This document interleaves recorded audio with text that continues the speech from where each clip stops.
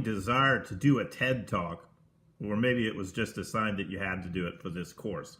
I don't know which, but the point is, you're going to do it. So let's put our best foot forward. How do we do that? The first thing the audience sees, of course, is your appearance. And you can show up looking like a baked potato, just kind of plain, very dull, and that doesn't get anyone's attention, and it really doesn't do much for your credibility. What we're really looking for is the guy that has it all, Mr. Potato Ted. And one of the things that Mr. Potato Head has is personality. He's dressed for the part. He's cleaned up nicely. Let's give him a little intellectual look. Now we're talking. He's more like a professional. But you want to also at the same time be relaxed. Okay, not that relaxed. But you just want everyone to know that you are having a good time and that you're all friends here and we're going to just be casual.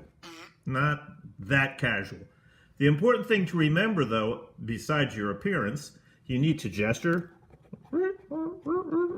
You need to move around. You need to make eye contact. This kind of big eyes. You need to make eye contact with your audience because the audience needs to relate to you.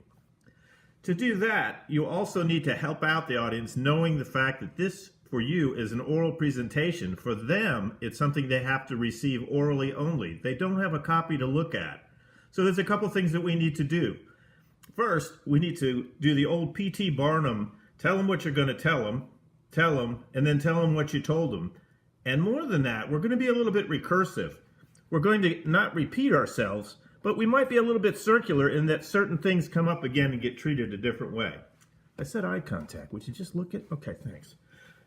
So in that case, you're going to have to use simple phraseology that people can keep in mind because remember, they're buffering just like your computer does when you're downloading something from the net.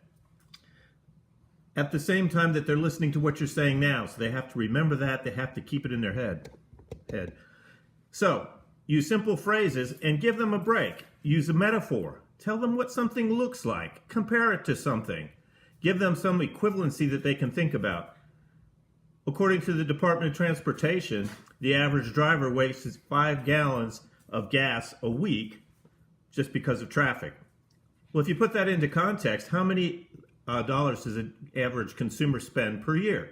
Now you've got something that people can relate to. Ekphrasis is the concept of word pictures, that kind of thing. But in real life, what you're doing that is completely orally. Give them an image to think about.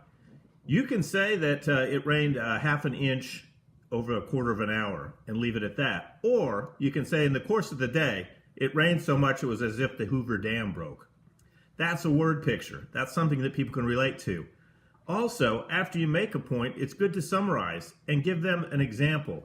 When you give some statistics and you talk about anything that is truly factual, go the next step and say what that means is, and put it into a context for viewers and the people who are listening to you, because that's the only way they're going to understand what you have to say. So, besides being relaxed, being animated, that's our animation. Thank you. Thank you very much. Get your ears straight. Summarize for your audience. Realize it's an oral text and there's a lot that they're going to need to be able to follow. So make it simple. And the final thing is, give them some word pictures. Give them something to look at, to think about. Make a strong introduction. Make them care about you and engage them. And a strong conclusion that summarizes what you said and that is convincing. As our assignment states, you can use a call to action at the end if that's what fits your particular talk. So again, let's remember this is oral and this is difficult for an audience to keep in their head at the same time as they're listening to what you're speaking now. Anyway, let's get with it. I know you're going to love this assignment.